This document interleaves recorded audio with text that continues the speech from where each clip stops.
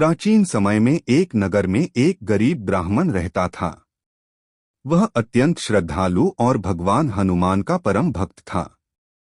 उसकी आर्थिक स्थिति बहुत खराब थी, घर में भोजन तक की कमी रहती थी। फिर भी वह हर मंगलवार को व्रत रखता और पूरे नियम से हनुमान जी की पूजा करता था। उसकी पत्नी अक्सर दुखी होकर कहती कि केवल भक्ति से घर नहीं चलता, पर ब्राह्मण को अपने आराध्य पर पूरा विश्वास था। एक रात ब्राह्मण को स्वप्न में भगवान हनुमान के दर्शन हुए।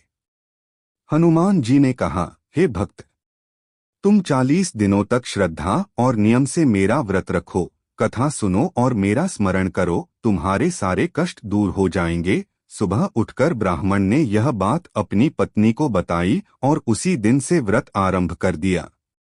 वह प्रतिदिन स्नान कर हनुमान जी की पूजा करता, हनुमान चालीसा का पाठ करता और सच्चे मन से उनकी कथा सुनता।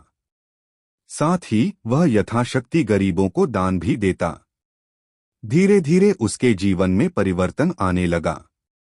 घर में अन्न की कमी दूर होने लगी और उसे काम मिलने लगा।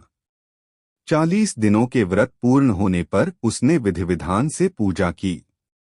उसी दिन एक धनी व्यक्ति उसके घर आया और उसकी ईमानदारी से प्रभावित होकर उसे अच्छा कार्य दे दिया। कुछ ही समय में उसकी गरीबी समाप्त हो गई और उसका जीवन सुख समृद्धि से भर गया। यह देखकर उसकी पत्नी भी भगवान हनुमान की सच्ची भक्त बन गई।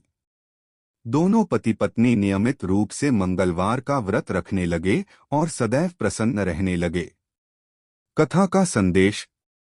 यह कथा हमें सिखाती है कि सच्चे मन, श्रद्धा और विश्वास के साथ भगवान हनुमान की भक्ति करने से सभी दुख और बाधाएं दूर होती हैं तथा जीवन में सुख, शांति और समृद्धि आती है।